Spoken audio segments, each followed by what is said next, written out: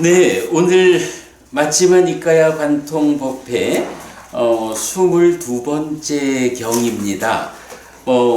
우리끼리 잠시 그 얘기를 했지만 참 그래도 어렵게 매주 하나의 경을 가능한 만큼 어떤 주제도 놓치지 않고 확장된 주제까지를 함께 하면서 이렇게 진행해 가는 일이 참 스스로 생각해도 대견하다 싶을 만큼 우리가 참 애를 쓰고 있다라는 생각이 듭니다. 자, 오늘 22번째 경 뱀의 비유경입니다. 22번째 경이니까 품으로 따지면 세 번째 품이고, 세 번째 품은 품 이름이 비유품입니다.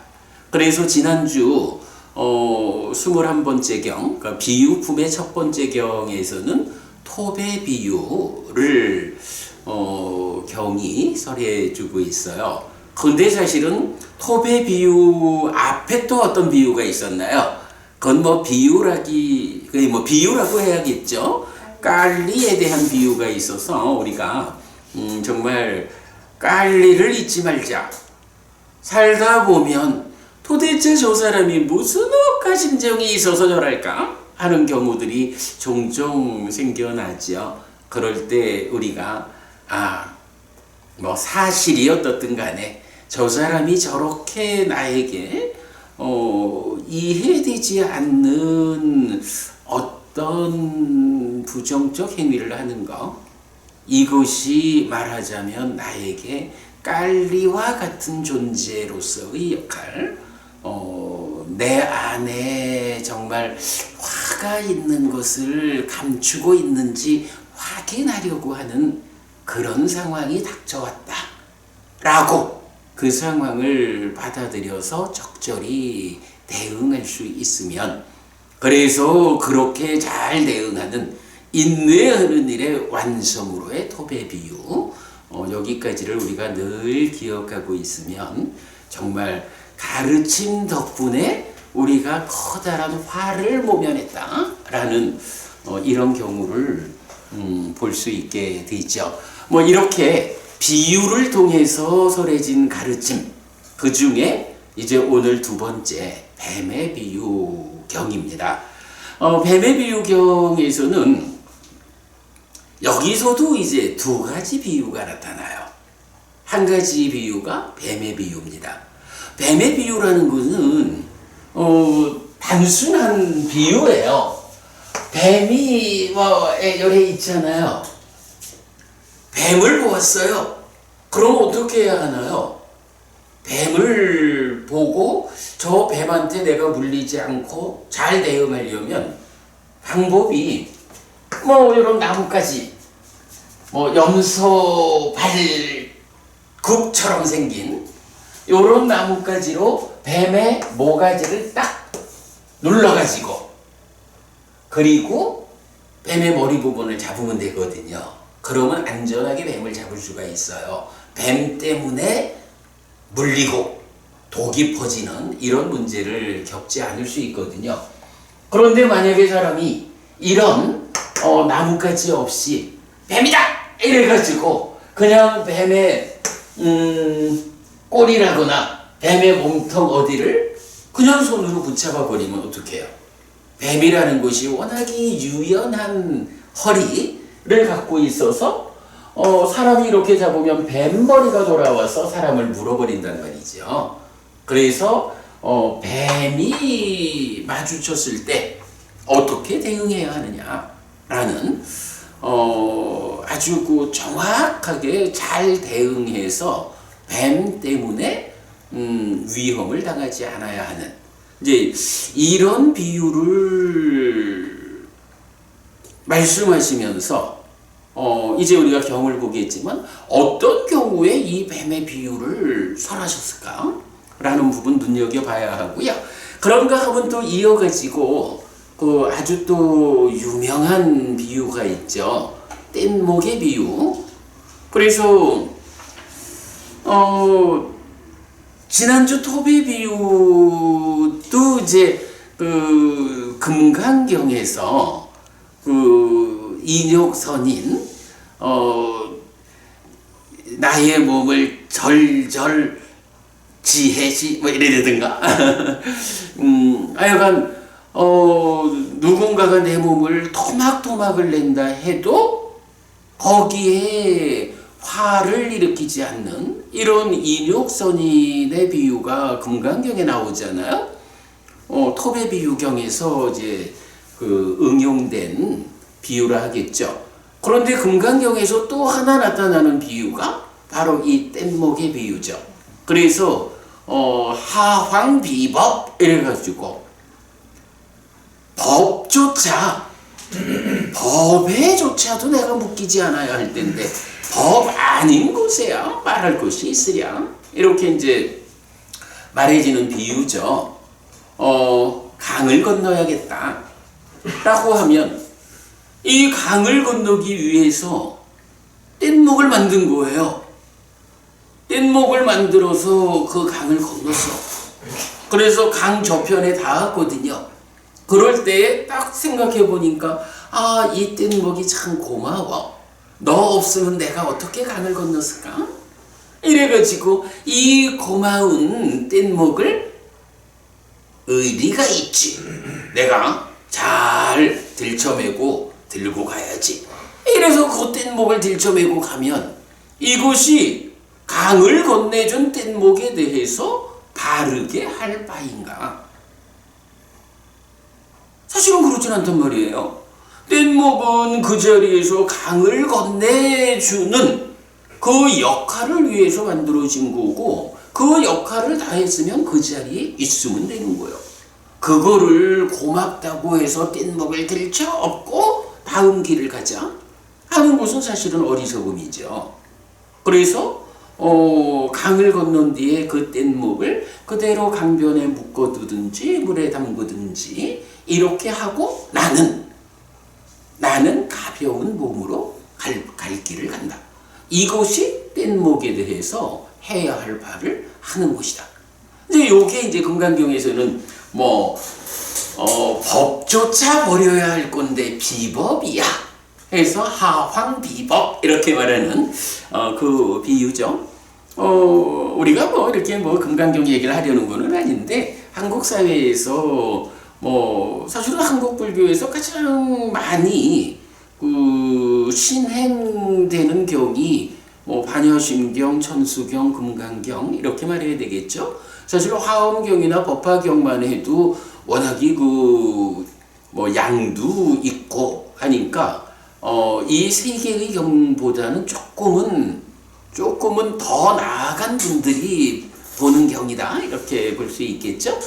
그 금강경에서 이렇게 맞지만이까야 세 번째 품 비유품에 첫 번째, 두 번째 경의 비유를 그대로 응용해서 경이 하여간 경에 담겨 있다. 그런 상황. 굉장히 비유라고 하는 것이 부처님에 의해서는 아주 중요하게 비중이 있게 쓰이고 있다라는 것을 우리가 알 수 있겠습니다. 자, 우선 뱀의 비유경.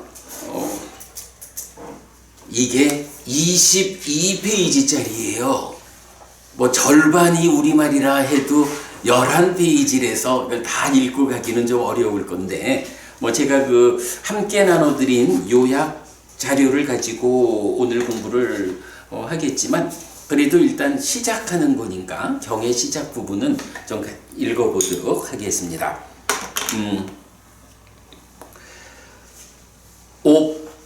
오밤마 왔고 비유품이죠. 알라가투 파마스 땅에서 맞지마니까야 22 뱀의 비유경입니다. 이렇게 나는 들었다. 한때 세조는 사와티에서 제따와나의 아나타빈디카 사원에 머물렀다. 그때 예전에 독수리 사냥꾼이었던 아리타 비구에게 세존께서 장애가 된다고 설하신 이 법들은 수용하는 자에게 장애가 되지 않는다고 나는 세존께서 설하신 법을 안다 라는 악하고 치우친 견해가 생겼다. 많은 비구가 예전에 독수리 사냥꾼이었던 아리타 비구에게 세존께서 장애가 된다고 설하신 이 법들은 수용하는 자에게 장애가 되지 않는다고 나는 세존께서 설하신 법을 안다 라는 악하고 치우친 견해가 생겼다고 들었다. 그러자 그 비구들은 아리타 비구에게 갔다. 가서는 예전에 독수리 사냥꾼이었던 아리타 비구에게 도반 아리타여, 그대에게 세존께서 장애가 된다고 설하신 이 법들은 수용하는 자에게 장애가 되지 않는다고 나는 세존께서 설하신 법을 안다 라는 악하고 치우친 견해가 생긴 것이 사실입니까? 라고 말했다. 참으로 도반들이여, 세존께서 장애가 된다고 설하신 이 법들은 수용하는 자에게 장애가 되지 않는다고 나는 세존께서 설하신 법을 압니다. 문제 상황이 생긴 거예요. 부처님께서 이것은 장애가 되는 법이다 라고 말씀하신 거, 그거를 이렇게 잘 수용하는 사람한테는 장애가 되지 않아 라는 악하고 치우친 견해가 아리타라는 비구에게 생겨났다 라는 거죠. 그래서 이제 그거를 주변에 있는 동료 비구들이 가서 아리타 비구 그대에게 정말로 그런 악하고 치우친 견해가 생겼습니까? 라고 확인한 거죠. 그러자 그 비구들은 예전에 독수리 사냥꾼이었던 아리타 비구를 그 악하고 치우친 견해를 여의게 하려는 바람 때문에 교차하여 질문하고 이유를 묻고 함께 대화했다. 그렇게 말하지 마십시오, 도반 아리타여. 세존을 비방하지 마십시오. 세존을 비방하는 것은 잘못입니다. 세존은 그렇게 말씀하지 않았습니다. 도반 아리타여, 다양한 설법을 통해 장애가 되는 법들은 장애가 된다. 고 세존께서 말씀하셨습니다. 그리고 그것은 수용하는 자에게 장애가 됩니다. 여기까지 보면 어때요? 아리타는 부처님이 말씀을 그래 하셨지만 수용하는 자한테는 장애가 되지 않아 라고 견해를 가졌는데, 이제 비구들은 그거는 부처님을 비방하는 일이요. 부처님이 이렇게 장애가 된다라고 말씀하신 것은 수용하는 자에게 장애가 됩니다. 이렇게 바로잡아주는 거죠. 자, 그러면서 소유의 삶은 매력이 적고 괴로움과 절망이 많으며 여기서 위험은 반복된다고 세존께서 말씀하셨습니다. 뼈다귀의 비유로서, 고기 조각의 비유로서, 건초 횃불의 비유로서, 숯불 구덩이의 비유로서, 꿈의 비유로서, 빌린 물건의 비유로서, 나무 열매의 비유로서, 도살장의 비유로서, 칼과 창의 비유로서, 뱀 머리의 비유로서 소유의 삶은 괴로움과 절망이 많고 여기서 위험은 반복된다고 세존께서 말씀하셨습니다. 라고. 요거 무슨 얘기일까요?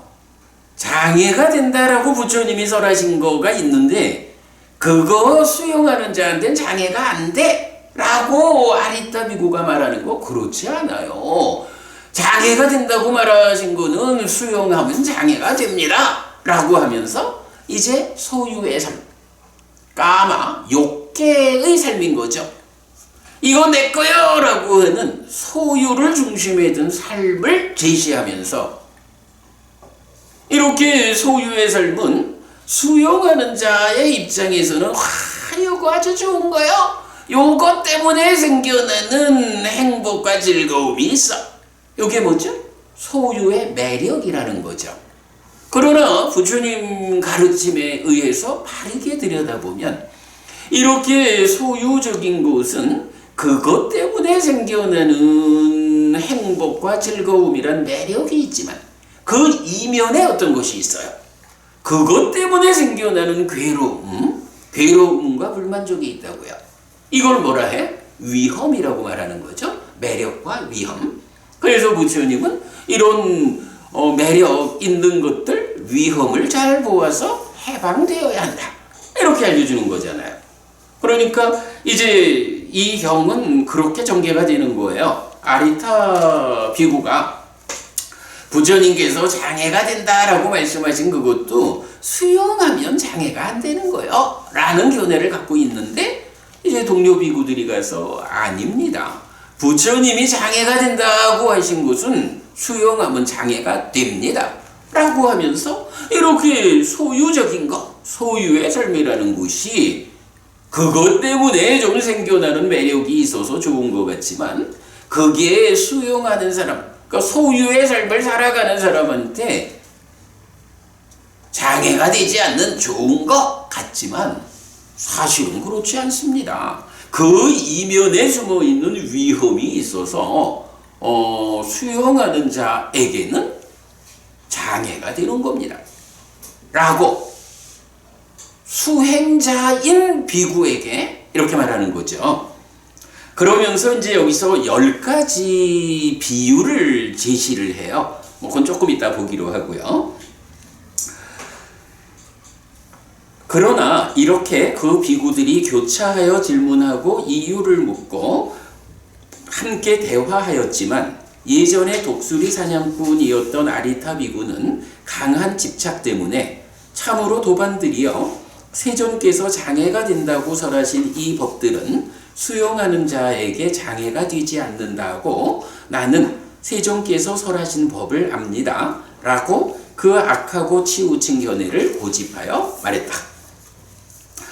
예전에 독수리 사냥꾼이었던 아리타 비구에게 그 악하고 치우친 견해를 여의게 할 수 없었기 때문에 그 비구들은 세존에게 왔다. 와서는 세존에게 절한 뒤 한곁에 앉았다. 한곁에 앉은 그 비구들은 세존에게 이렇게 말했다. 대덕이시여, 아라타 비구에게 세존께서 장애가 된다고 설하신 이 법들은 수용하는 자에게 장애가 되지 않는다고 나는 세존께서 설하신 법을 안다라는 악한 치우친 견해가 생겼습니다 라고 해서 이제 부처님한테 아리타 비구 간에 있었던 이야기를 쭉 설명을 하죠. 그래서 자 넘어가면 4페이지 이제 중간에서 보면 이제 그 문단의 끝, 대덕이시여, 예전에 독수리 사냥꾼이었던 아리타 비구를 그 악하고 치우친 견해를 여의게 할 수 없었기 때문에 저희는 세존께 그 의미를 말씀드립니다. 이런 일이 있었는데 저희가 설득하지 못했습니다. 부처님, 이렇게 이제 보고를 하죠.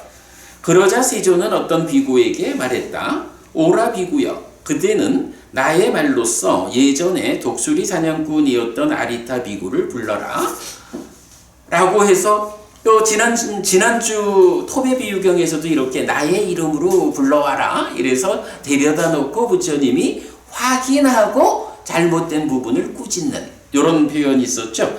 여기에서도 이제 동일하게 가서 아리타 비구를 오라 하라 하고 이제 아리타 비구한테 그대가 이렇게 말한 것이 사실인가? 라고 확인을 하죠.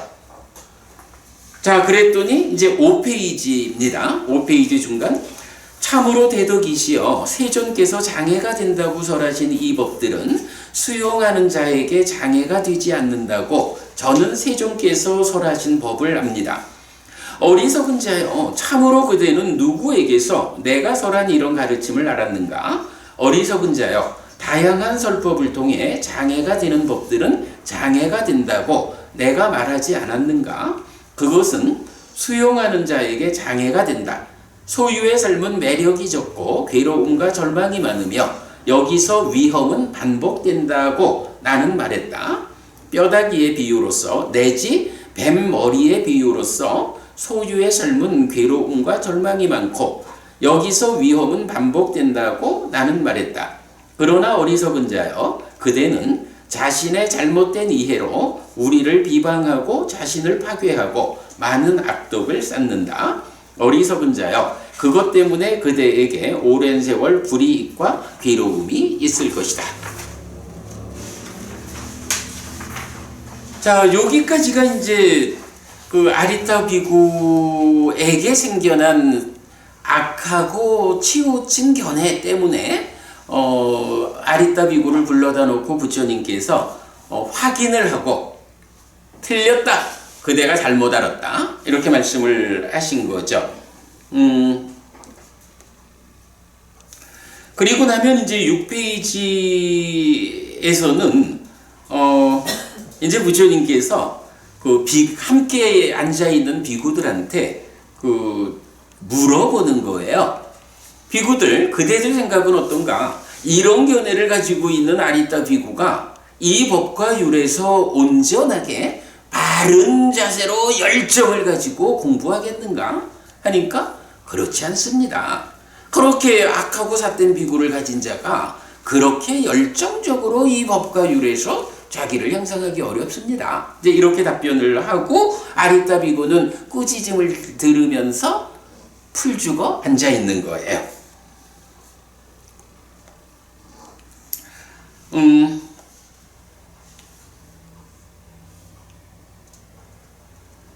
그리고는 이제 비구들한테 부처님께서 자네들은 어떤가? 그대 비구들도 아리따 비구처럼 알고 있는가? 아니면 내가 설한 그대로 바르게 알고 있는가? 라고 확인하니까 바르게 알고 있습니다. 라고 답을 하죠. 그리고 나면 이제 7페이지로 오겠습니다.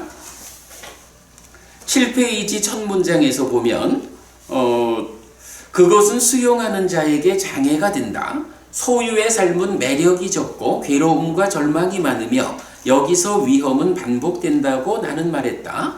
뼈다귀의 비유로서 내지 뱃머리의 비유로서 소유의 삶은 괴로움과 절망이 많고 여기서 위험은 반복된다고 나는 말했다라고.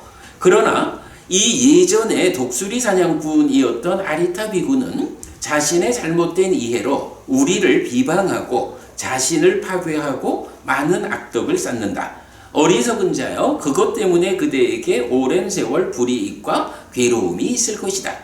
참으로 비구들이여. 그러니까 이 장면은 아리따 비구도 있고 비구들도 있고 하니까 비구들한테 이렇게 말씀을 하시다가 또 한순간에는 아리따 그대는 하고 꾸짖기도 하고 요런 장면이죠. 그러니까 대상이 막 왔다 갔다 달라지는 거예요.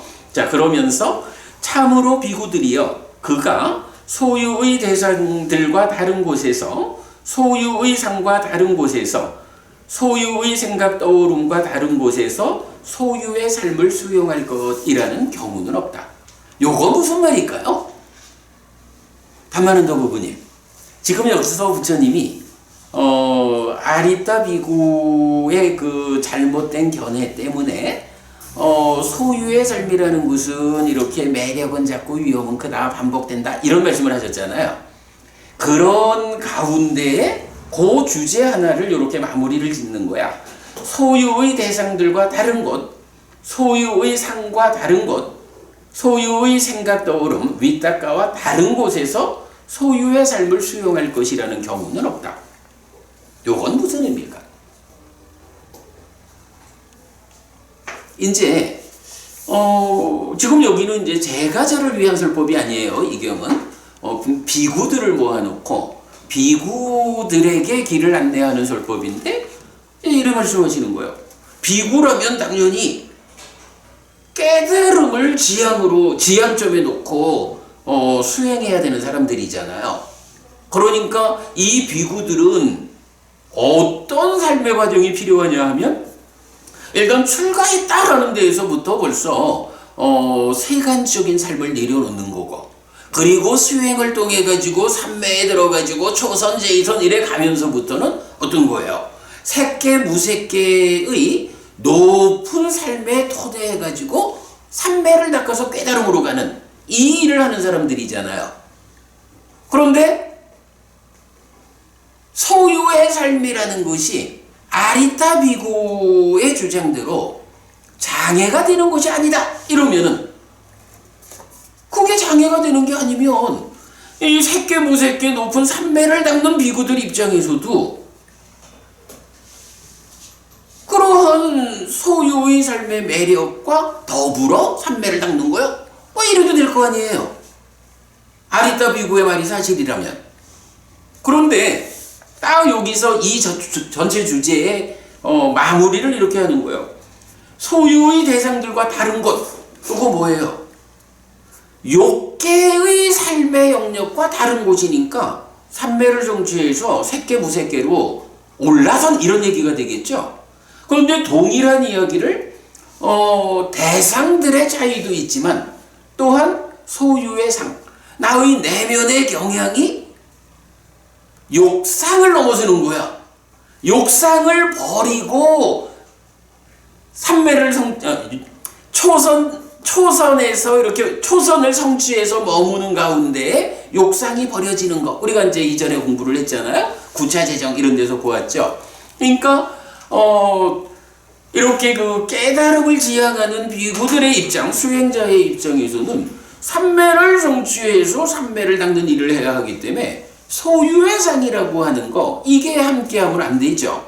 그런데 만약에 아리타 비구의 말대로 장애가 되는 게 아니라면 욕상, 소유의 상이 삼매를 닦는 비구들한테도 있을 수도 있지 뭐. 그 장애가 되는 게 아니면. 이래 말할 수가 있는 거예요. 그런데 어때요? 삼매를 닦는 비구들한테는 그 소유의 상과 다른 것이라는 이야기가 소유의 상의 영역, 욕계를 넘어선 수행자들한테는 없다. 이렇게 말하는 거죠. 그리고 이어서 소유의 생각 떠오르. 소유의 밑닦아라는 것도 결국은 이 대상에 대해서 닦아라는 내면의 과정에서 상이 소유의 상이라는, 요거는 소유의 상은 그대로 용루, 소유의 번뇌죠. 그게 참여하면 이제 닦아에서 처음 나오는 행위의 출발점이 윗닦아잖아. 그러니까 이 윗닦아, 생각이 떠오르기를 소유의 상이 참여해가지고 윗닦아 과정이 닦아의 과정이 진행되니까 소유의 윗닦아가 나오는 거예요. 그러면 이렇게 소유적인 윗닦아와 다른 곳에서 소유의 삶을 수용하는 경우는 없다. 즉 소유의 대상, 소유의 상, 소유의 윗닦아, 이것과 다른 곳이라는 것은 욕계를 넘어선 색계 무색계의 삶인 거죠. 그런 수행자가 색계 무색계의 성취 상태에서 소유의 삶, 이거는 욕계적인 삶이잖아. 그것은 영역이 다르다. 그러기 때문에 아리따여, 그대가 말하는 장애가 부처님이 장애가 되는 법이라고 말씀을 하셔서도 수용하면 장애가 되지 않는다라고 하는 것은 옳지 않다. 이 부분을 이렇게 이제 마무리를 해주는 거죠. 자, 그래서 일단 이제 7페이지까지를 이제 뭐 대충 그렇게 좀 소개를 했는데요. 자, 이제 우리 요약 자료를 좀 보겠습니다. 요약된 자료를 보면 이게 하여간 뱀의 비유경에 워낙 좀 이 주제들이 많아가지고 이 대괄호로 묶은 1번이에요. 아리타 비구의 악하고 치우친 견해가 있어요. 세존께서 장애가 된다고 설하신 이 법들은 수용하는 자에게 장애가 되지 않는다고 나는 세존께서 설하신 법을 한다. 아리타 비구의 이런 견해에 대해서 비구들이 듣고 그 악하고 치우친 견해를 여의게 하려는 바람 때문에 교차하여 질문하고 이유를 묻고 함께 대화했지만 아리타 비구는 악하고 치우친 견해를 고집하죠. 그래서 부처님께 보고하니까 부처님이 아리타 비구를 불러서 확인하고 꾸짖어요. 자, 그래서 이제 첫 번째로 우리가 좀 관심 갖고 볼 것이, 그대가 장애가 된다고 말한 그 법들은 수용하는 자에게 장애가 되지 않는다라는 법다운 징후를 보지 못하는 것을 교리적으로 뭐라 해요? 예, 사무소외라는 교리가 있다고. 다문원도 부분인 사무소외라는 교리를 우리가 본 적이 있나요? 보통 이제 이 사무소외라고 하면 네 가지 두려울 바 없음 이렇게 말하는 교리잖아요. 사실은 이 사무소외를 우리가 보았어. 어디서 보았냐 하면 12번경 사자후 큰경에서 보면 부처님께서 열애에게 이러한 10가지 힘이 있다. 열애 심력이 말해지고 그 열애 심력에 이어가지고 열애에게 이런 4가지 확신이 있다. 4가지 확신이 있다라는 것이 이제 중국에서 사무소외 이렇게 번역이 되었어요. 4가지 확신이 뭐냐 하면 지금 이제 제가 갖고 있는 거 12번경입니다. 우리가 공부한 거죠. 사리부타요. 이런 4가지 열애의 확신이 있다. 사무소외. 이런 확신을 갖춘 열애는 대웅의 경지를 선언하고 사람들에게 사자후를 토하고 법륜을 굴린다 라고 하면서 첫 번째가 그대는 정등각을 선언하지만 이런 법들은 완전히 깨닫지 못했다라고 세상에서 어떤 사문이든 바라문이든 신이든 말하든 범천이든 나를 법답게 비난할 것이라는 이런 징후를 보지 못한다. 사리푸타요. 이런 징후를 보지 못하는 나는 안온을 얻고 두렵지 않음을 얻고 확신을 얻어먹는다. 부처님이 나는 정등각이요. 완전한 깨달음을 성취했어. 이렇게 선언하는데 세상에 누군가가 그게 뭐 사문이든 바라문이든 신이든 말하든 범천이든 세상에 누구든지 간에 에이 그대가 정등각이라고 완전한 깨달음을 선언하지만 사실은 그대는 이런 법들은 완전히 깨닫지 못했어 라고 부처님을 부정할 수가 있다고 비난할 수가 있다고. 그런데 이게 사실 아닌 것으로 그냥 어쨌든 실어가지고 확인되지 않는 거 거짓된 상황 가지고 당신이 정등각이라고 해봐야 사실은 정등각 아니요 라고 비난은 할 수 있지만 법답게 사실 그대로에 있어가지고 당신은 정등각이 아니다 라고 나를 비난할 수 있는 그런 징후가 없어. 그래서 나는 안온하고 두렵지 않음을 얻고 확신을 얻어 머문다. 이렇게 말씀하시는 거거든요. 그리고 이제 두 번째는 그대는 번뇌 다함을 선언하지만 이런 번뇌들은 완전히 부수지 못했다. 번뇌가 다음은 누구예요? 아라한이잖아요. 그러니까 부처님을 대표하는 특성이 정등각, 완전한 깨달음을 성취했다. 그리고 두 번째가 번뇌 다했다 라고 해서 아라한이라는 이 특성이 부처님을 대표하는 특성이죠. 어쨌든 누진, 번뇌가 부서져야 아라한 되는 거잖아요. 그게 깨달음이잖아요. 자, 이럴 때에 그대가 번뇌 다 했다고 아라한을 선언하지만 이런 번뇌는 부수지 못했잖아 라고 비난할, 법답게 비난할 징후가 없다 라는 거고, 이제 세 번째가 뭐냐 하면 장애가 된다고 말한 그 법들이 수용하는 자에게는 장애가 되지 않는다. 그대가 장애를 완전하게 보완하지 못했다. 이렇게 비난할 징후가 없어. 법답게는. 요게 부처님 사무소외의 세 번째라고. 그리고 네 번째가 어떤 목적을 위해 그대가 설한 법은 그것을 실천하는 자를 바르게 괴로움의 부서짐으로 이끌지 않는다. 그대가 깨달음을 위해서 온전한 행복을 위해서 이런 법을 설했는데 그 법을 실천해가지고 그 목적을 달성할 수 없어 라고 누가 비난할 수 없다. 내가 설한 이 법은 목적 그대로 괴로움의 부서짐으로 이끈다. 실천해라. 이렇게 말하는 게 이제 사무소외란 말이죠. 아무튼 12번 경에서 우리가 공부를 했어요. 자, 그렇게 이제 참고를 하고, 우선 이제 뱀의 비유경에서 우리가 첫 번째로 보아야 하는 거는 아리타 비구의 악하고 치우친 견해가 무엇냐라고 하면 부처님의 이런 네 가지 확신, 부처님에 대한 아주 특별한 설명의 하나인 사무소외에 속하는 그 한 가지.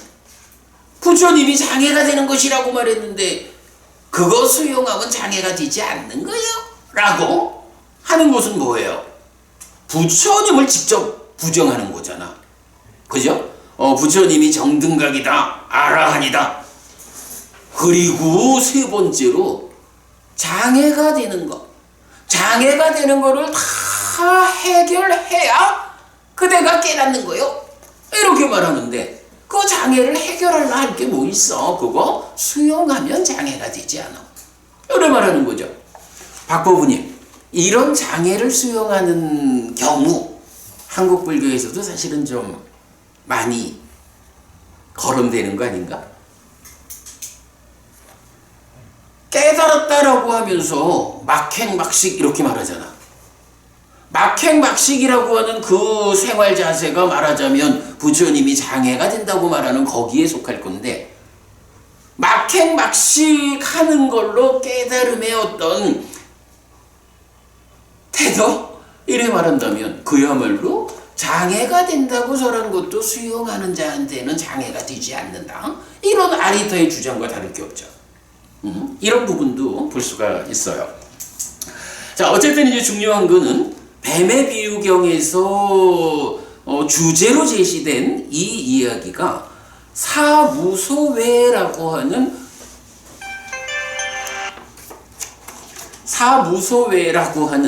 부처님을 대표하는 특성의 한 가지를 부정하는 잘못된 견해다. 요거를 이제 보아야 해요.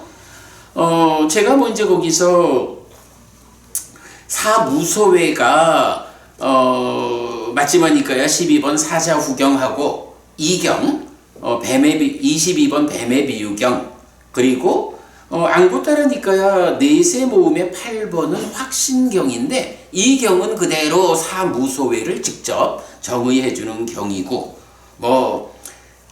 오늘 주제가 되는 요 세 번째는 빼고 나머지 세 가지만 나타나는 용례로 사라바경도 있고 하는 거 그냥 참고적으로 적어드렸어요. 그렇게 보시면 좋겠고요. 그런 상태에서 이제 요 주제에서 우리가 두 번째로 보아야 하는 거는 장애가 된다고 말한 법이 수용하는 자에게 장애가 되는 경우로 지금 경은 어떤 예를 들었어요? 소유의 삶이, 그죠? 소유의 삶이 매력은 적고 괴로움과 절망은 많다. 여기서 위험은 반복된다. 라고 부처님 말씀하신 거. 요 얘기죠. 요 주제가 사실은 이제 먼저 우리가 맞지마니까야 14번 괴로움 무더기의 큰 경에서 한번 나왔던 표현이에요. 그러니까 나중에 여러분 한번 돌아보시고, 그래서 요 내용은 소유의 삶은 매력이 적고 괴로움과 절망이 많으며 여기서 위험은 반복된다고 세존께서 말씀하셨습니다. 라고 욕계적인 삶, 소유적인 삶이라는 것이 그러니까 깊이 보지 않으면 좋은 거로만 보지만 사실은 그게 매력은 적은 거예요. 그리고 괴로움과 절망이라고 하는 위험이 많아. 그리고 그 위험은 이 욕계라는 중생의 삶에서 반복되는 거예요. 그래서 아주 조심스럽게 봐야 돼. 이런 말이죠. 장애가 되는 거예요. 깨달음으로 가는 데는 이건 장애가 되는 거예요. 이런 거고. 그럴 때에 특징적으로 바로 이 문장과 관련해 가지고 비유가 10가지가 나타나는 거예요. 그래서 뼈다귀의 비유, 고기 조각의 비유, 내지 뱃머리의 비유, 이래서 10가지 비유가 나오는데, 혹시 박법우님 이 뼈다귀의 비유 내용이 뭔지 아셔요? 좀 어디서 본 것 같지는 않아요? 본 것 같긴 한데. 본 것 같기는 해요. 잘 모르는 게 맞을 거야. 자, 어쨌든 이제 이렇게 요 내용을 보면 여기서 이제 한 가지 좀 우리가 재밌게 봐야 하는 게, 이제 여기에 딸려서 이제 작은 1번 했거든요. 작은 1번 해서 이제 빠찌띠야 빨리 하고 빠찌띠야 칸당 이래 나와 있는데, 요건 뭐냐 하면 율장에서 율장에 나타나는 게 있어요. 율에 대한 이야기 우리가 뒤에 한번 좀 자세히 볼 일이 있겠지만, 율장에서 보면 이제 뭐 속죄제라고 하는 그 빠찌띠아라고 하는 이제 그 계목의 분류가 있어요. 그런데 바로 그 빠찌띠아 속죄제라고 하는 분류 가운데에 7번 삽바나까 왁고라는 품 안에서 8번째로 나오는 게 뭐냐 하면 아리타 시카 바당이라고 해서 바로 아리타 비구와 관련한 요 이야기가 나오는 거야. 그리고 또한 10번째 깐따까 시카 바당에서 깐따까라고 하는 사람과 관련해서도 반복돼서 나타나요. 근데 이제 그 내용이 뭐냐 하면 일단 그 8번째 항목에서는 지금 이제 경에서 우리 뱀의 비유경에서 어떻게 나와요? 아리타 비구가 그런 잘못된 견해를 갖고 있으니까 비구들이 가가지고 막 되물어가면서 그 견해를 바로잡아 주려고 하잖아요. 그런데 아리타 비구가 자기를 고집하고 거부하잖아. 요런 상황이 유래 그대로 나오는 거야. 그러니까 이게 뱀의 비유경이 설해진 그 하나의 에피소드가 그대로 그 에피소드에 의해 가지고 하나의 계목이 제정되었다. 요 상황이거든요. 자, 그래서 제가 이제 간략히 좀 적어 놓은 게 이런 악하고 치우친 견해를 3번까지 지적해 주어도 버리지 못하면 속죄죄를 범하는 것이다. 요게 8번 항목으로 나오는 계목이에요. 그런가 하면 여기는 빠졌지만 9번 항목은 뭐냐 하면 이렇게 악하고 치우친 견해를 버리지 못한 자, 속죄죄를 범했다 라고 단죄된 상태에서 그걸 버리지 못한 자와 함께 뭐 식사하고 머물고 밥 먹고 이런 생활을 같이 하면 이 사람은 죄를 지어가지고 벌을 받고 있어야 하는데 그와 함께 어울려서 생활해주면 그거 안 된다. 그 사람은 그 벌 받는 동안에는 좀 차단되어 있어야 한다. 이런 의미겠죠. 그래서 그 악하고 치우친 견해를 버리지 못한 자와 함께 생활하면 그것 또한 속죄죄를 범하는 것이다. 요게 9번째 항목이고, 그런가 하면 이제 10번째 깐따까 시카 바당이라는 것은 이런 악하고 치우친 견해를 가진 사미를 지적해 주어도 버리지 못하면 멸빈하고, 멸빈된 사미와 함께 생활하면 그것도 속죄죄를 범하는 것이다. 그러니까 비구는 3번까지 지적해 주어도 버리지 못하면, 그렇다고 그 견해를 바꾸지 않는다고 그 비구의 자격이 없어 이렇게 내치지는 않는다는 거예요. 왜냐하면 비구의 자격을 내쳐버리는 거는 그 바라이제라고 해서 4가지가 있잖아. 그러니까 그렇게 큰 계목은 아닌 거예요. 다만 이게 속죄죄로서의 어떤 벌을 받는 거죠. 그런데 10번째 경우는 사미야. 사미는 아직까지 온전하게 비구가 되지 못했잖아요. 중간 과정에 있잖아. 그런데 사미가 이런 주장을 하고 지적을 해줘도 바로잡지 않으면 그때는 마치 비구가 바라이제를 지으면 쫓겨나듯이 사미 상태에서 쫓겨나는 거야. 그걸 이제 멸빈한다라는 표현을 하죠. 그러면 그렇게 사미는 바로 멸빈이 되는데 그 멸빈된 사미와 더불어 함께 먹고 살고 자고 이래 하면 이것도 속죄죄를 범하는 것이다. 이렇게 말하거든요. 아니 제가 굳이 217가지나 되는 계목의 한 가지를 소개하려고 하는 것은 아니고요. 이걸 좀 보려고 그래요. 자, 일단 부처님이 4가지 확신을 가지고 있어요. 사무소외약. 그런데 제가 쭉 다 확인을 해봤는데 이 3번째 무소외, 장애와 관련한 요거 말고 그러면 이럴 수도 있을 거 아니야. 당신이 정등각이라고 선언하지만 근데 이제 제자들의 입장에서는 아니 부처님 스승님께서 정등각이라고 선언을 하지만 나는 우리 스승님이 정등각이라고 생각하지 않아요. 만약에 누가 그런다 하면 그것도 벌 받을 거 아니에요. 그죠? 장애가 된다라는 것을 수용해도 괜찮아? 이렇게 말하는 게 속죄죄를 짓는 거라면 정등각이라는 부처님이 정등각이라는 것을 부정해도 어쩌면 그건 더 큰 문제가 될 수도 있죠. 그리고 번뇌와 관련해가지고 번뇌당한 아라한이라고 하는데 난 그거 인정 못해? 이래도 문제가 되잖아. 그리고 부처님이 알려주는 그 길이 바르게 괴로움의 부서짐으로 이끈다고 나는 믿지 않아. 이래 말해도 곤란하잖아. 그런데 유래는 사무소회 중에 요 장애와 관련된 한 가지가 방금 설명드린 그런 과정으로 속죄제로 나오는 거 말고는 이 나머지 세 가지에 대해서는 율장의 용례가 없어. 그러니까 그런 계목이 없어. 그건 무엇 말할까요?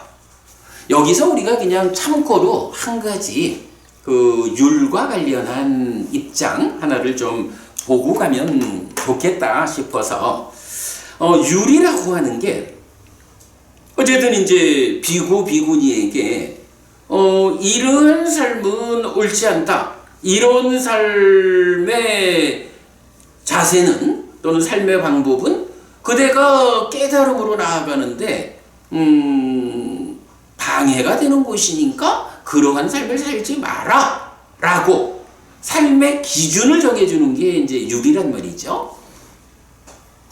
그러면 이 율을 제정할 때 부처님이 잘들 들어봐라. 내가 생각할 때 그대 비구니들이 살아가는데 이런 문제가 생길 거요. 그러니까 그런 문제가 생기지 않도록 이런 것은 하지 마. 라는 방법으로 율을 제정하지 않은 거예요. 율은 부처님이 이렇게 선제적으로 이런 거 하지 마! 라고 선제적으로 계율을 그러니까 계목을 제정하는 게 아니고 교단 안에서 언제 어느 때에 누구에 의해서 잘못된 어떤 행위가 생겨나는 거야. 잘못된 행위를 누가 했어.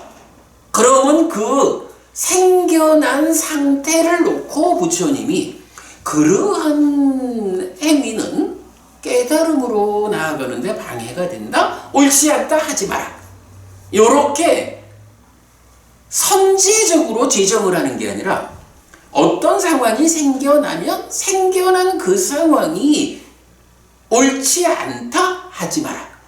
요렇게 뒤따라서 제정을 하는 게 율이거든요.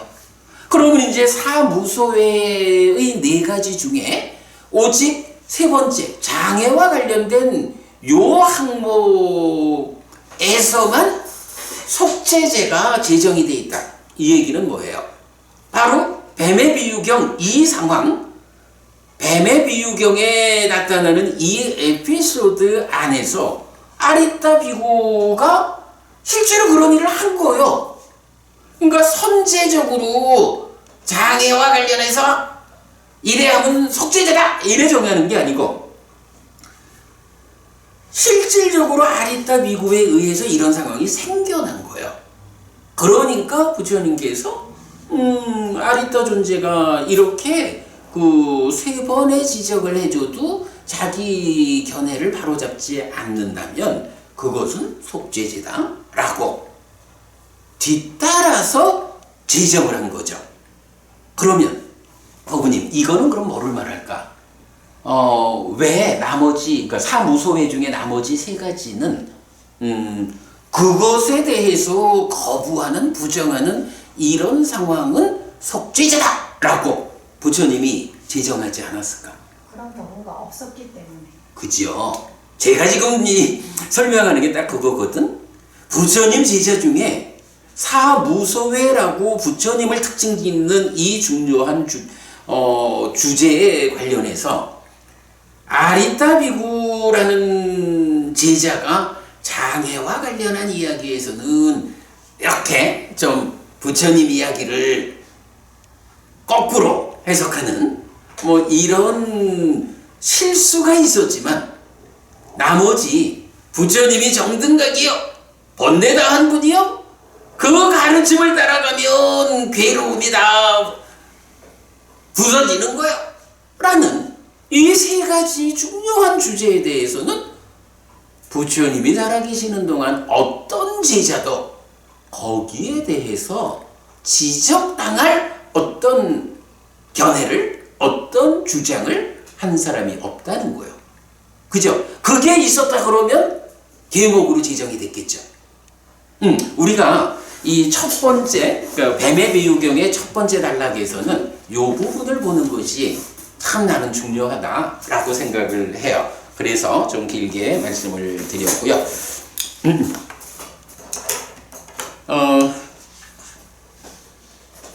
그 다음에 보면 이 용례는 제가 이제 뒤에 한번 또 이제 확장된 주제의 측면에서 소개를 할 건데, 지금 요 장애가 된다고 말하는 요 표현이 사무소의 밖에서 나타나는 경우는 이제 뱀의 비유경, 이경이 있다라는 거고, 아니지, 사무소에 속한 것으로 나오는 게 뱀의 비유경이고, 안구따라니까야 다섯의 모음의 76번이 전사경 2번이에요.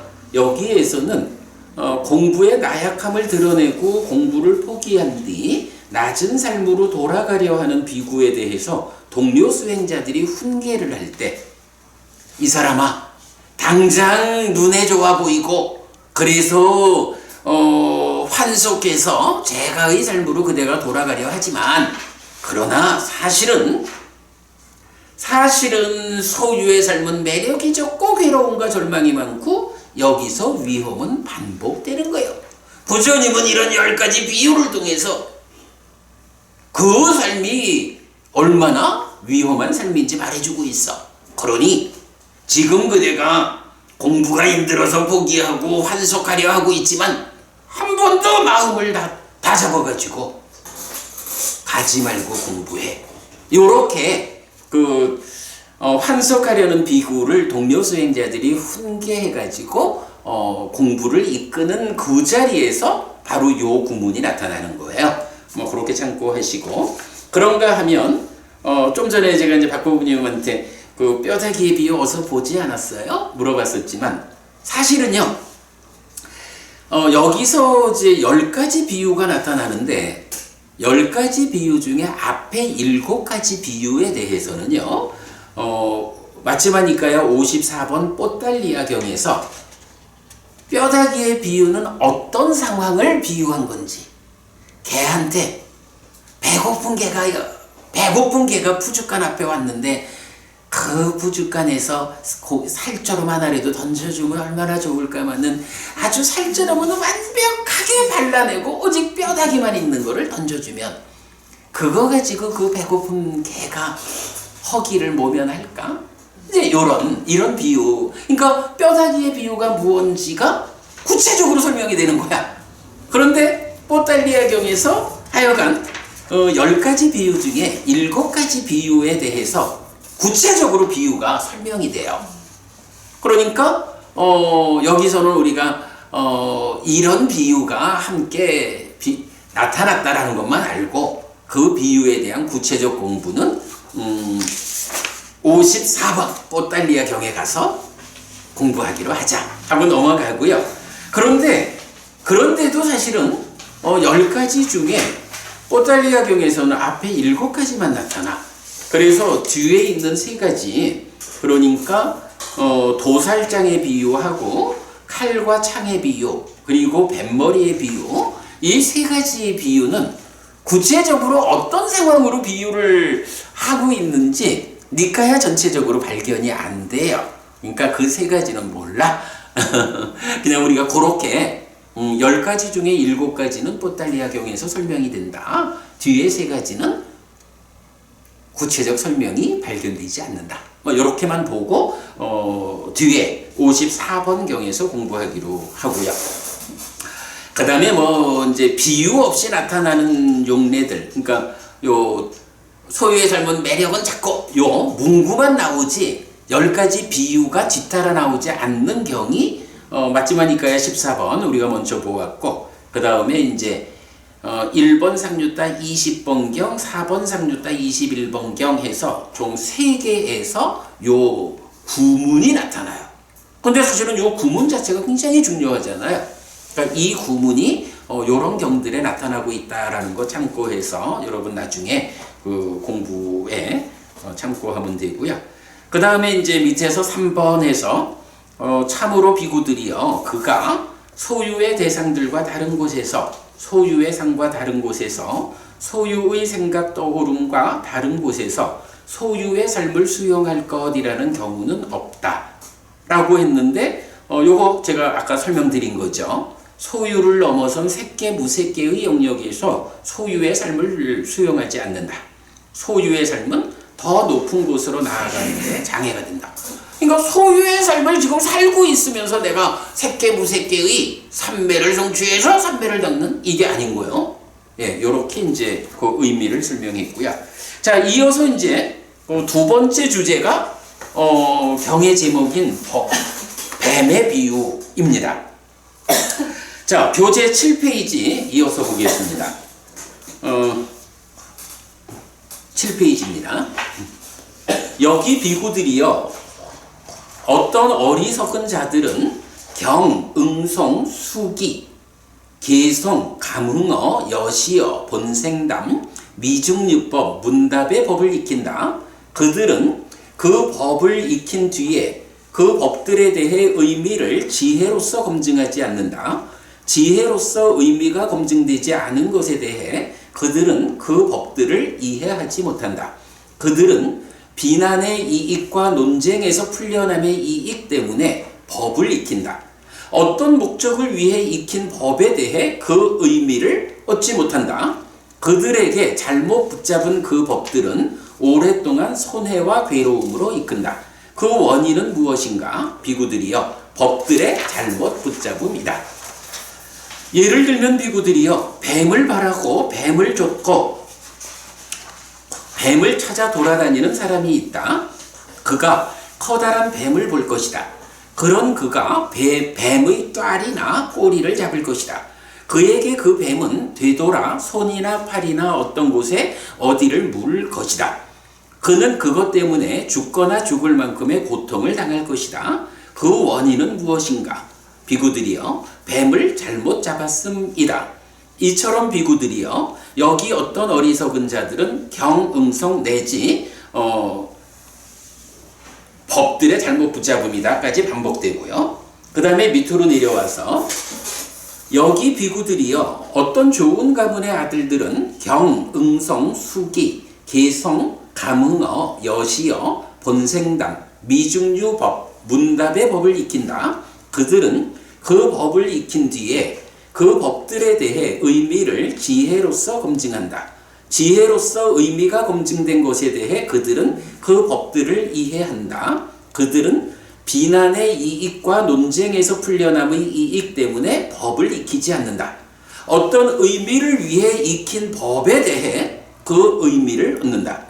그들에게 잘 붙잡은 그 법들은 오랫동안 이익과 행복으로 이끈다. 그 원인은 무엇인가? 비구들이여 법들에 잘 붙잡음이다. 잠깐만요. 제가 요 전체적으로 요 곰팡이 1군 중에서 그 어떤 의미를 위해 익힌 법에 대해 그 의미를 얻지 못한다 이랬죠. 그거 제가 그 요약하는 데서만 고쳤네. 그 어떤 목적을 위해 익힌 법이라고 바꿔주세요. 그러니까 어떤 의미가 아니라 어떤 목적을 위해 익힌 법에 대해 그 의미를 얻지 못한다, 얻는다. 그렇게 좀 바꿔주시고요. 넘어가서 예를 들면 비구들이여 뱀을 바라고 뱀을 쫓고 뱀을 찾아 돌아다니는 사람이 있다. 그가 커다란 뱀을 볼 것이다. 그런 그가 염소의 발굽 모양의 막대기로 잘 누를 것이다. 염소의 발굽 모양의 막대기로 잘 누른 뒤에 목을 잘 잡을 것이다. 비구들이여, 어떻게 그 뱀이 그 사람의 손이나 팔이나 어떤 곳에 어디를 물 수 있겠는가? 그는 그것 때문에 죽거나 죽을 만큼의 고통을 당하지 않을 것이다. 그 원인은 무엇인가? 비구들이여, 뱀을 잘 잡았습니다. 이처럼 비구들이여, 여기 어떤 가문의 아들들은 해서 앞에 문단 반복되죠. 밑에서 보면 그러므로 비구들이여, 어떤 것을 위해 내가 말한 것의 의미를 알아야 하고 그대로 받아들여야 한다. 그러나 어떤 것을 위해 내가 말한 것의 의미를 알지 못한다면 그대들은 거기서 나아거나 잘 배운 비구들에게 물어보아야 한다. 그러니까 여기서 나거나 하면 이제 부처님에게 오죠. 자, 이렇게 이제 그 뱀의 비유가 나타났어요. 이건 안 고쳐야 됩니까? 어때요? 다 고쳐야 돼요. 그러니까, 그렇죠, 다 고쳐야 예, 그러니까 지금 그 뱀의 비유와 관련해서 네 문단인가가 나왔잖아요. 거기에서 다, 그렇네. 그러니까 7페이지에서는 제가 어떤 목적을 위해 익힌 법에 대해 그 의미를 얻지 못한다 고쳐놓고 뒤에 부분을 제가 고치지를 못했네요. 하여간 이게 이제 왜 그러냐 하면 여기 언어에서 나오지만 아타라는 단어가 이게 목적이라는 의미도 갖고요. 또 의미라는 의미도 갖는 거예요. 근데 한 문장에서 두 번이 나온 거야. 이걸 어떻게 봐야 할까 해서 의미상으로 볼 때 처음에는 이제 이런 의미로 이런 의미 이라 했는데 그게 아니고 이런 목적을 가지고 설한 법. 설한 법 하면 법이잖아요. 법이라는 게 부처님 가르침이라는 게 어떤 목적을 가지고 설해지잖아. 그런데 그 법에 대해서 그 의미를 알아야 된다. 요거 지난번에 보았죠? 우리가 그 법을 알고 의를 알고 요게 무슨 뜻이냐 하는 거 지난번에 한번 보았죠. 그 부분이에요. 그래서 요거 이제 바꿔야 하고, 자, 일단 이제 요 자리에서는 우리가 또 좀 중요하게 보아야 할 게 하나 있어요. 뱀의 비유경이 어떤 구조를 가지고 있느냐 하면, 경, 응송, 내지 문답이라고 하는 요게 총 몇 가지죠? 경, 응송, 수기, 개송, 감응어, 여시어, 본생담, 미중유법, 문답. 그래서 9개. 근데 그것을 뭐라고 하냐 하면 경 내지 문답의 법 이랬어요. 요 9가지가 뭐냐 하면 부처님이 말씀하시는 법인 거예요. 그래서 이제 이 법을 놓고 법을 익혀요. 법을 익히고는 여기에서 이제 두 갈래 길이 있는 거예요. 이 익힌 법에 대해서 어떤 사람은 그 법의 의미를 지혜로서 검증하지 못하는 거예요.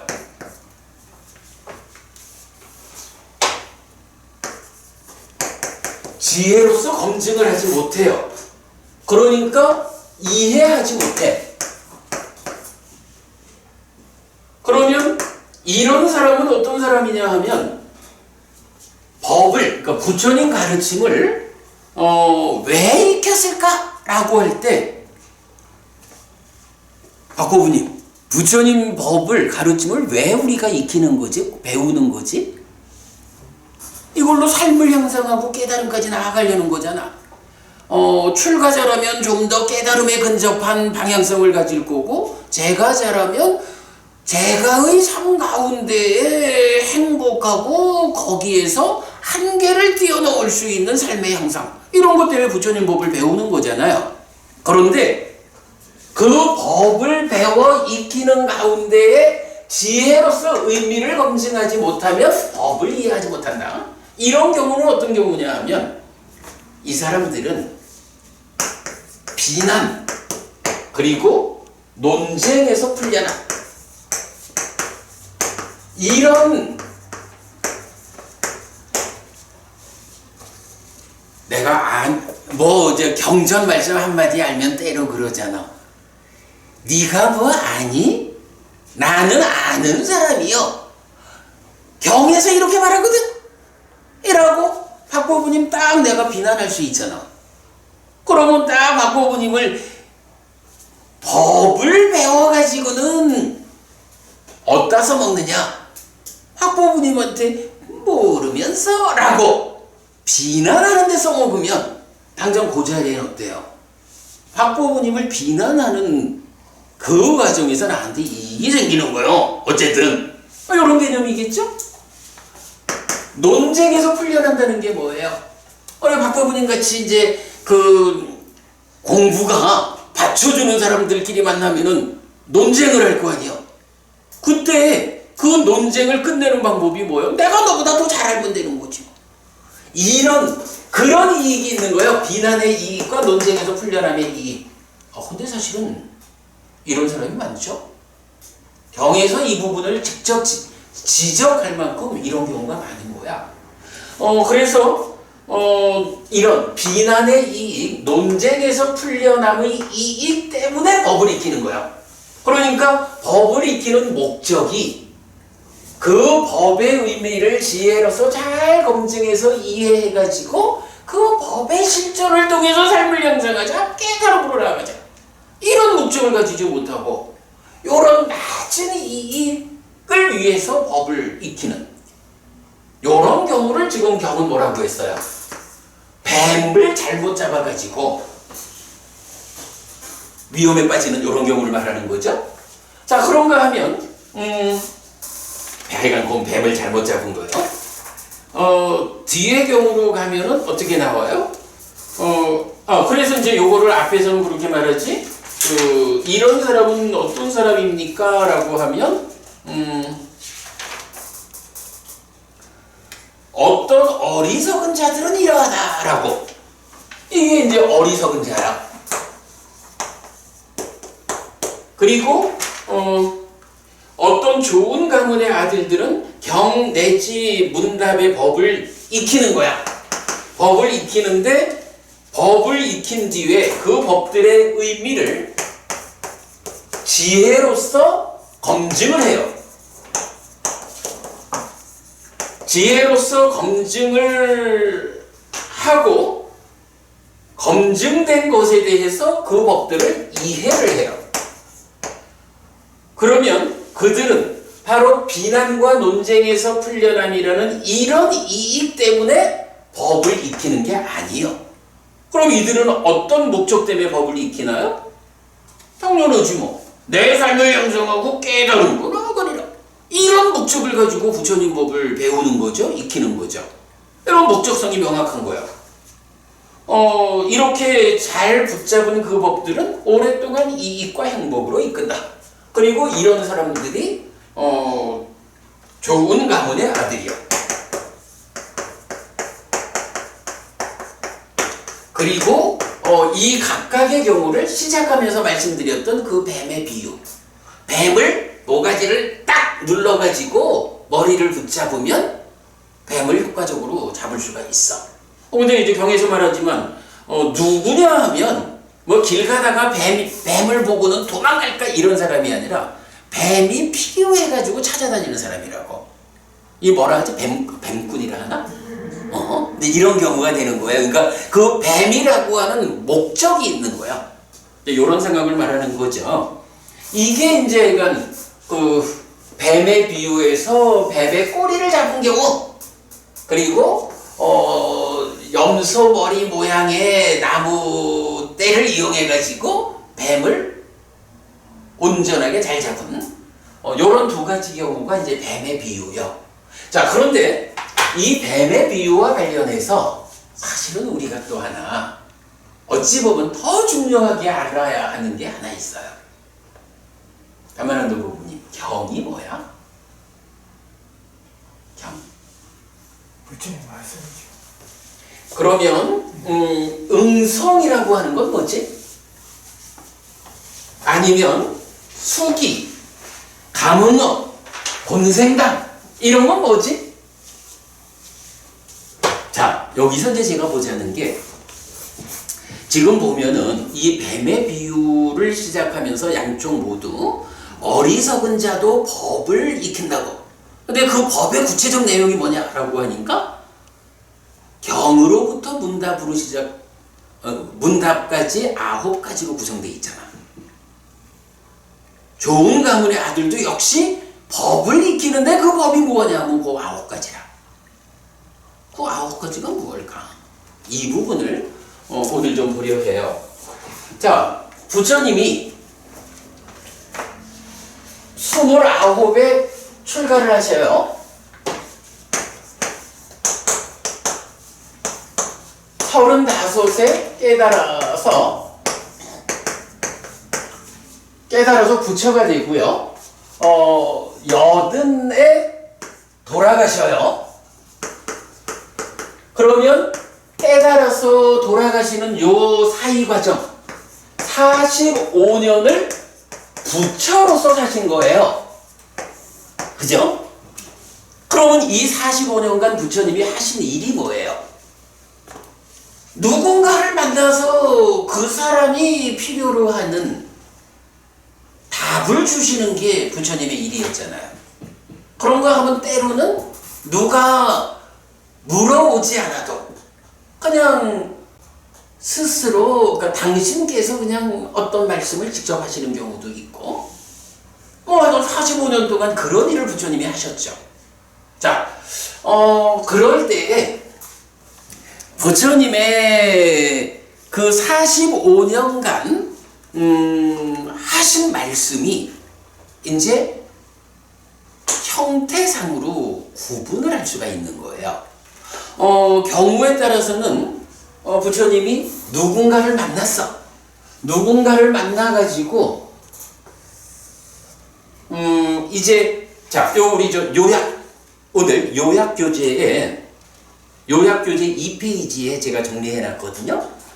이 페이지에 보면 부처님이 누군가와 더불어서 그냥 우리 산문체로 많은 경들이 그냥 쭉 서술이 되고 있잖아요.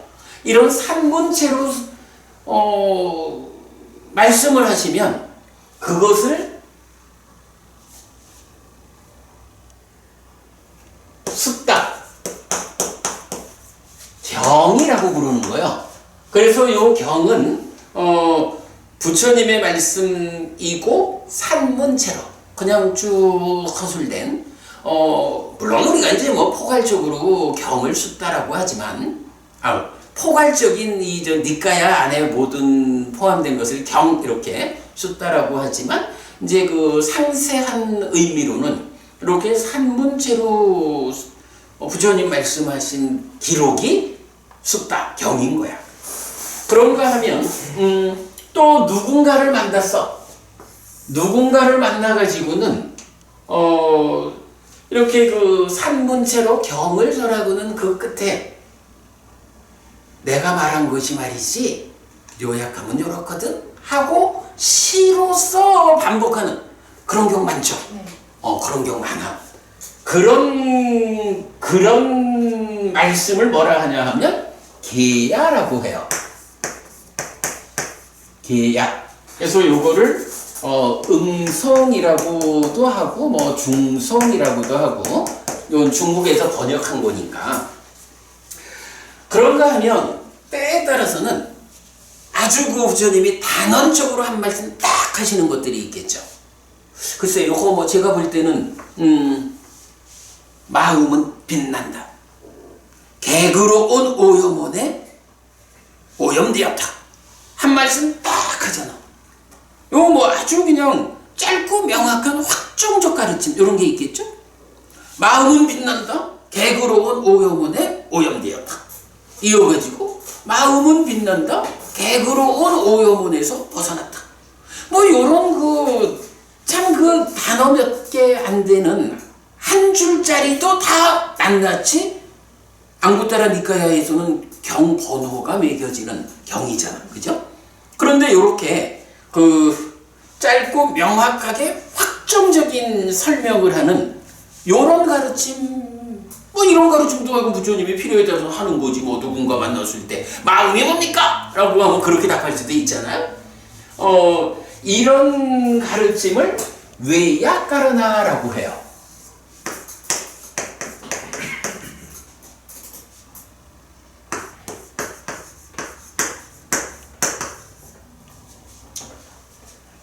그리고 이제 이 외야까르나가 번역이 수기라고 되었어요. 그래서 이게 뭐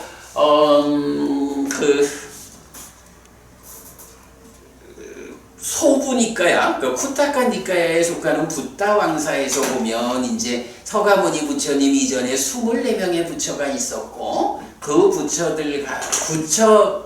부처님들로부터 수기를 받아서 부처가 되는 이런 말을 하죠. 근데 이제 그렇게 쓰이는 말이기도 하지만 이렇게 지금 부처님의 법을 말할 때에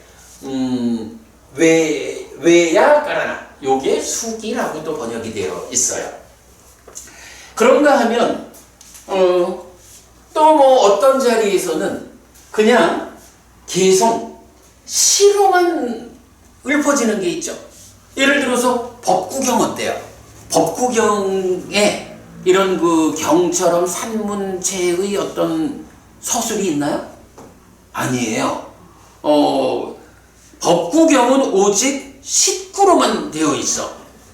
후대에 거기에 이제 법구경 주석서 이래가지고 거기에 이제 그 주석서로서의 산문체가 포함되지.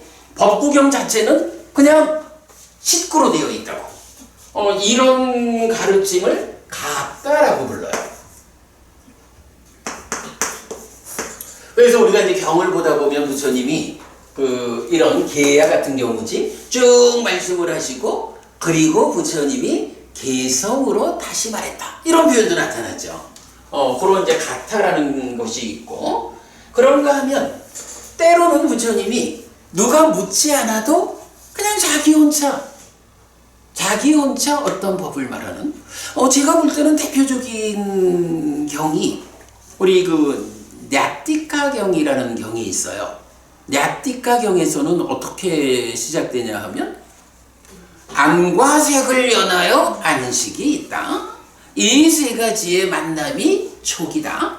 촉을 조건으로 수가 있다. 이렇게 이제 쭉 부처님이 혼자서 말씀을 하신다고. 말씀을 마치고 보니까 어떤 비구가 듣고 있거든. 들었는가 비구요? 들었습니다. 그래, 명심해라. 이것이 범행의 시작이 된다. 범행의 토대가 되는 것이다. 이래 말씀하시잖아요. 이건 누가 물어서 하는 게 아니라 그냥 당신이 하신 거예요. 이렇게 이렇게 이제 혼자 말씀하신 것을 우다나라고 불러요. 우다나 하고 보자. 같다는 개성 이렇게 말하죠. 그리고 우다나는 뭐 자설 이렇게도 말하고 감흥어 이렇게 말하기도 하고 그러죠. 그런가 하면 어떤 경우에는 부처님이 말씀하신 것도 있지만 때로는 부처님한테 들은 이야기를 다른 사람들한테 전달하기도 하죠. 이미 부처님 45년의 과정에는 많은 불교 신자들, 많은 제자들이 생겨나 있는데 오직 부처님 혼자서 다 하실 순 없잖아. 그러니까 부처님한테서 공부한 제자분들이 누군가를 만나서 부처님 뭐 어떤 말씀을 가르쳐요? 라고 물으면 내가 이렇게 들었습니다. 내가 부처님한테서 이렇게 들었거든요. 언제 어디에서 누구와 함께 부처님이 이런 말씀을 하셨습니다. 라고 내가 들은 이야기를 전달하는 것도 또 많은 사람들을 위한 법이잖아요. 그런데 아까 법부님 말씀하셨지만 같은 공물 무더기에서 가져오는 부처님께서 설하신 말씀이라는 하나의 무더기에서 가져온 이제 이런 이야기들이 있는 거죠. 그런 이야기를 이제 뭐라고 하냐 하면 이띠 우따까라고 해서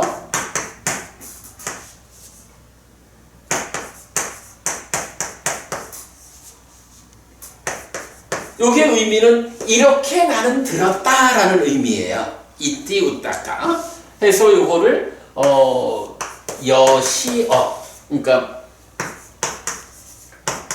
이와 같이 들은 말 뭐 이런 의미죠. 여시어라고 이제 말을 하고 있고요. 그런가 하면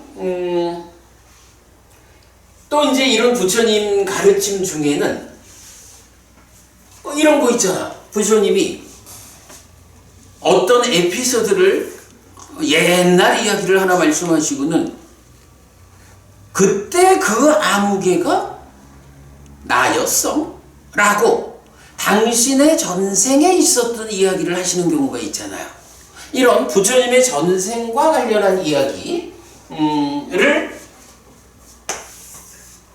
자따까라고 불러요. 그래서 요거를 본생담 이렇게 또 번역을 하고 있죠. 그런가 하면 때로는 정말 그 인간들의 사유로 이해하기 힘든, 그래서 정말로 참 놀랍다 신기롭다 이런 이야기들이 있어요. 대표적으로 박법부님 이런 뭐 놀랍다 신기하다 이렇게 말할 수 있는 경들 중에 대표적인 게 혹시 떠오르는 게 있을까? 수상무 있다가 그 말고 그래 그 부분도 있는데 맞아, 그 부분도 분명히 그 표현이거든. 근데 지금 말씀하신 그 내용이 어떤 경에 나와? 놀랍고 신기한. 그렇지요. 놀랍고 신기한 경 이래가지고 그게 아짜리아 부타스탕 이래 되죠. 맞지마니까야 123번. 이 경에서는 부처님의 탄생과 관련한, 그래서 전생 직전생 보살이 도솔전에 태어나는 데부터 도솔전에서 사시다가 죽어서 어머니 뱃속으로 들어오는 뭐 이 과정 다 해가지고 부처님의 탄생과 관련해서 정말로 인간들의 시각으로는 어떻게 저럴 수 있을까? 정말 놀랍고 신기하다. 이렇게 말해지는 상황이잖아요. 거기서 부처님 탄생계도 나오잖아요. 그리고 박법부님 말씀하신 부처님이 그런 탄생과 관련한 놀라움, 신기함 말고 이것도 열애의 놀랍고 신기함으로 기억해라, 명심해라 라고 알려주는 게 법의 윗바사나. 그죠? 이렇게 아주 그 놀랍고 신기한 이런 이야기들이 나타나는 가르침이 있어요. 그 가르침을 뭐라고 하냐 하면 일단 이제 원어로는 앞붓다 담마야. 붓다를 넣으셨네. 앞붓다 담마.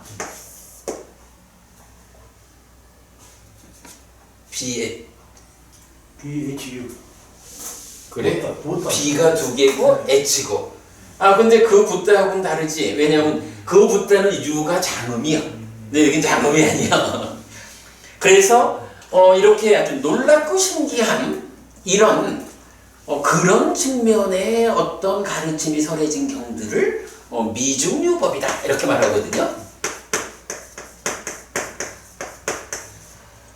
그런가 하면 또 이제 그 부처님과 제자분들 또는 부처님과 제가신자들 또는 제자분들과 누군가와의 대화 가운데 이것은 무엇입니까? 그것은 이런 것입니다 하고 문답 형태가 나타나는 게 있죠. 담만원도 부부님 혹시 이 문답과 관련한 대표적인 경이 뭐가 있을까? 교주문답인데. 그죠. 맞지만 이까야 43번 교리문답의 큰경 마하 외달라 숫다 44번 교리문답의 작은경 이 두 개가 아주 대표적인 문답이죠. 그래서 그런 문답을 외달라라고 불러.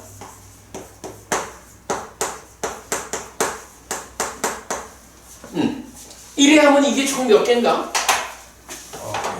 하나, 둘, 셋, 넷, 다섯, 여섯, 일곱, 여덟, 아홉. 이래 9개로 되어 있네. 그래서 말하자면 이제 이 9가지가 뱀의 비유경에 의하면 이것이 법이죠. 이 법이 뭐냐 하면 부처님 45년간 하신 일이요. 그죠? 그래서 이제 이게 사실 뭐 경에 나오는 말은 아닌데 이제 그 이 9가지에다가 이름을 붙여줘요. 그 이름이 어떻게 붙냐 하면 나왕가 요 저기 교재에 있어요. 나왕가 붓다 사사나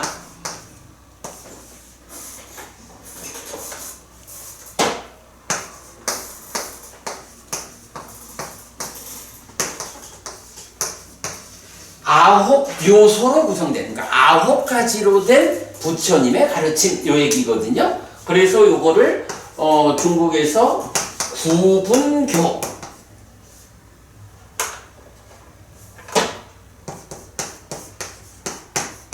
구분교라고 번역을 하는 거예요. 그래서 부처님 가르침은 이렇게 9가지로 구성되어 있다 라는 거거든요. 자, 그런데 이제 요걸 놓고 우리가 이제 요런 측면을 하나 보지요. 이 9가지가 언제 설해진 거죠?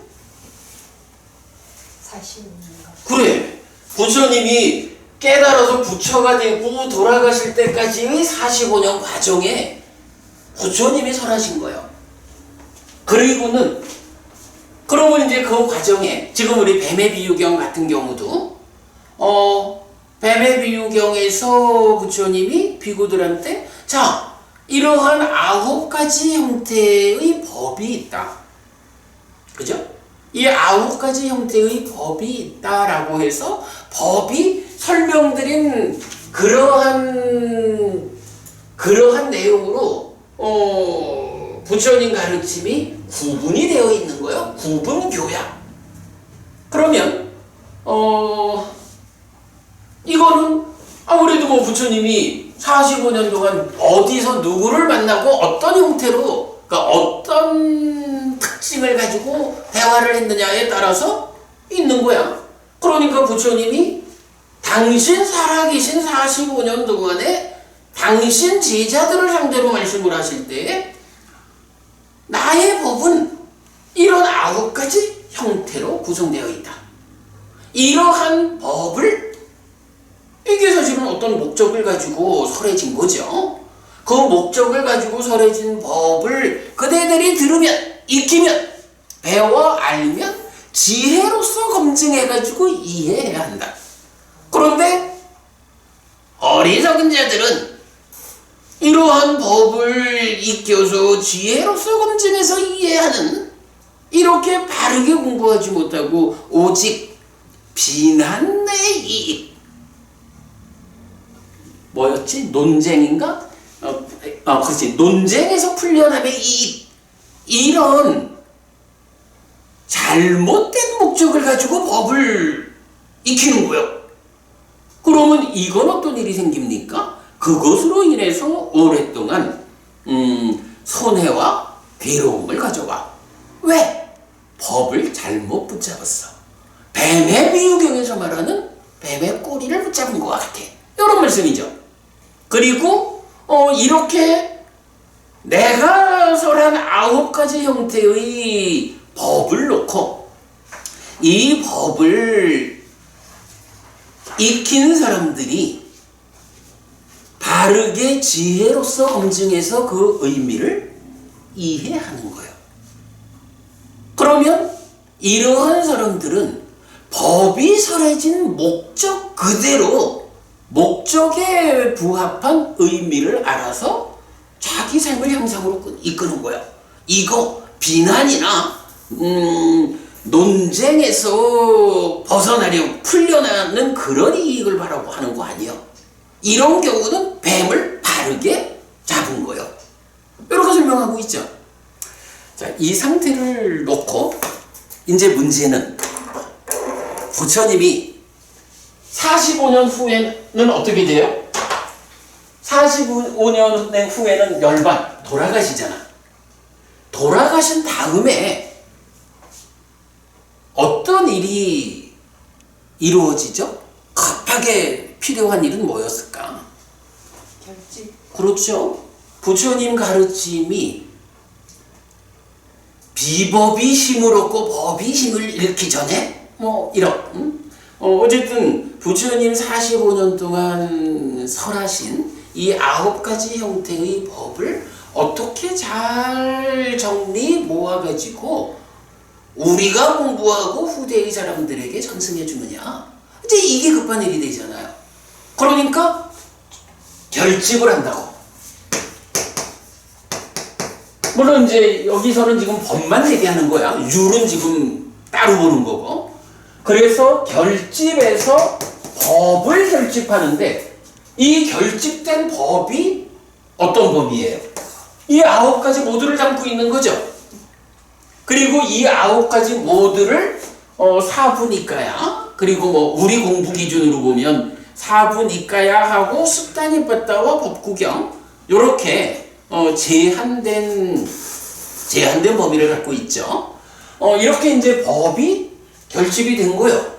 그리고는 이거를 분류하기를 니까여라고 해가지고 사부니까야 이 9가지 형태로 설해진 법을 이 9가지 형태로 모으는 게 아니라, 그죠?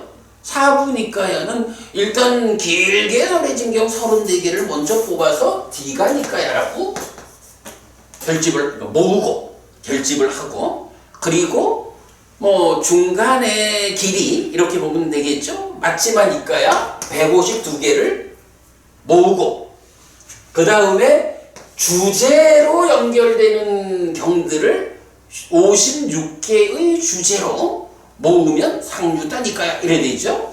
그리고 전승해야 하는 경들 가운데 남아있는 경들을 주제의 숫자를 하나씩 늘려가면서 모으면 안구따라 니까야 이래 된 거죠. 그리고 요 범위 밖에 우리가 이것은 그대로 1차 결집된 공부의 기준이다 라고 보는 게 숫단이 빠따 하고 단맛바다 법구경이 있는 거죠. 요렇게 있을 때 이제 니까야는 이런 경들의 모음이라고. 그러면 이 니까야 안에 낱낱이로 들어있는 거는 뭐라고 해요? 니까야를 구성하고 있는 낱낱의 가르침을 뭐라고 해요? 그렇잖아, 그치? 제가 지금 지적하는 게 그거예요. 니까야는 어쨌든 많은 경들을 그러니까 많은 가르침 가운데 요렇게 이 9 구분교의 형태로 모으지 않고 구분교와는 다른 기준으로 모은 게 니까야야. 그래서 니까야는 각각의 알갱이들의 모임이라고. 그러면 이 니까야 안에 들어있는 각각의 알갱이, 디가 니까야에는 34개의 알갱이가 들어있고 마지막 니까야에는 152개의 알갱이가 들어있는 거야. 그죠? 그럴 때 그 알갱이를 뭐라고 하냐 하면, 이 참 표현이 좀 어떨지 몰라요. 그 알갱이를 숫다라고 했다고. 그리고 경 이래 부르잖아. 그죠? 그래서 숫다와 니까야가 이렇게 그렇지. 니까야와 숫다가 좀 다른 의미를 가지고 우리한테 전승되어 온다고요. 그래서 우리 홈페이지가 뭐예요? 니카야.kr에서 우리 공부하는 자료가 올라가고 숫다.kr에서 지금 니카야를 번역하는 작업이 진행되고 있잖아. 그러면 여기서 한 가지 오해가 생길 수 있어. 숫다라는 말이 원래는 어떤 의미였어요? 산문부제. 그죠? 부처님 돌아가시기 전에 살아계신 동안에 설한 그 법을 구성하는 요 숫다가 있단 말이에요. 이 숫다하고 이 숫다하고를 구분해야 하는 필요성 그건 있죠? 그러면 숫다를 포함한 9가지 모두가 숫다고 니카야 안에 들어있는 거예요. 요 개념을 봐야 되죠? 분명히 우리가 예를 들어 말하자면 자타카 부처님 전생 이야기야. 이 전생 이야기가 자타카여서 숫다와 다르지만 이 숫다 안에 들어있는 거예요. 그죠? 그리고 이 자타카는 언제 설해진 거야? 이 자타카는 부처님 45년간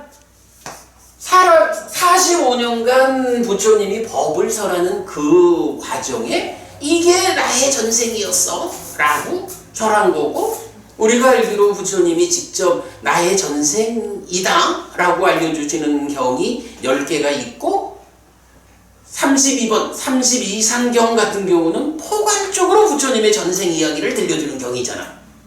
그러니까 이런 45년간 설하신 이 가르침 안에 부처님 전생 이야기, 본생담도 많이 들어있다고. 그리고 우리가 봤지만 이 9가지가 경이 지금 그렇게 구성이 되어 있죠. 요걸 우리가 보는 것은 중요해. 그런데 이제 이게 빨리 마무리를 해야 되는데 부처님 돌아가시고 세월이 가면서부터 이제 조금씩 이건 변화가 시작이 되죠.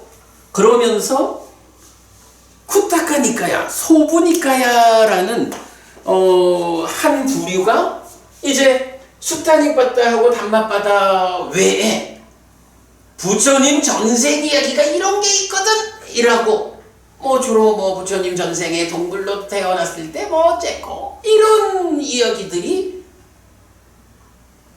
창작된다고 말해야겠죠. 분명히 부처님이 니카야 안에서 당신의 전생 이야기 본생담 자타카를 설하고 있거든. 근데 그거와는 전혀 관계없이 엉뚱한 이야기들이 나타나가지고 400몇십 개나 되는 경우들 이야기를 모아가지고 이게 본생담이요. 그러면 니카야 안에 있는 본생담하고 그건 어떻게 돼? 이런 관점을 우리가 봐야 돼요. 그래가지고 제가 이제 오늘 약간 핵심적으로 말씀드리고 싶은 거는 이제 그래 이시우타카 여시어 경도 소부니카야의 세 번째 경으로 나오죠. 근데 요거 지난번에 제가 그 얘기 드렸죠. 탐진치와 관련한 탐진치와 관련한 그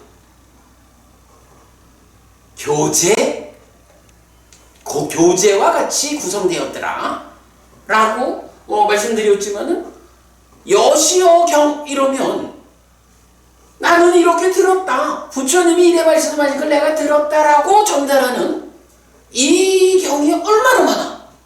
그죠? 숫다 안에 이띠우타카의 형태를 갖는 게 얼마나 많아. 이게 부처님 당시 45년간 설하신 9 형태 중에 하나라고. 그런데 나중에 이띠우타카라는 별도의 책을 만들어가지고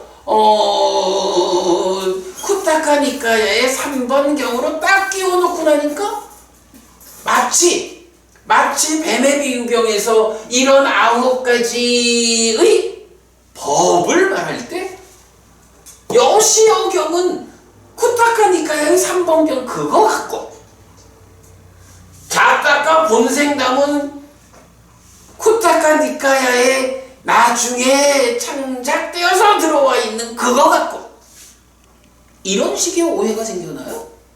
제가 오늘 딱 그 말씀 드리려고 해요.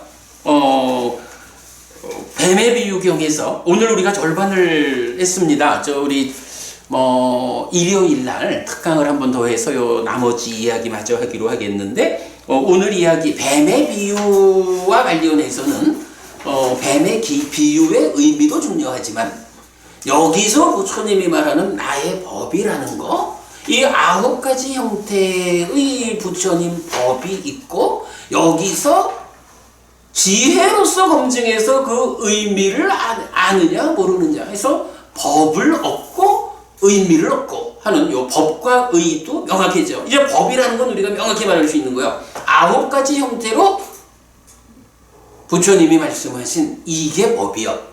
이것을 지혜로서 모아가지고 검증해가지고 의미를 알아내는 게 의요. 그래서 법을 알고 의미를 안다라는 이 말의 의미를 명확히 할 수 있는 거예요. 그리고 무엇보다도 9가지 형태로 나타나는 부처님의 법은 바로 이 45년 동안 설해지고, 부처님 돌아가신 이후에 시기는 특정할 수 없겠지만 1차 결집에서 니까야라는 거하고 숫다라는 표현이 나타날 때 이 숫다는 9가지를 포괄한 넓은 의미의 경이요. 그 안에 좁은 의미의 경도 있어. 네, 이 부분을 명확히 하면 우리가 공부의 기준에 흔들리지 않게 된다. 이 부분이 저는 사실 가장 중요한 부분이라고 생각을 하고요. 미안합니다. 15분이나 넘기고도 절반밖에 못했는데 여러분 수고하셨고 이렇게 마무리하고요. 일요일 날 3시 30분에 뱀의 비유경 뒷부분 공부하도록 하겠습니다. 수고하셨습니다. 고맙습니다.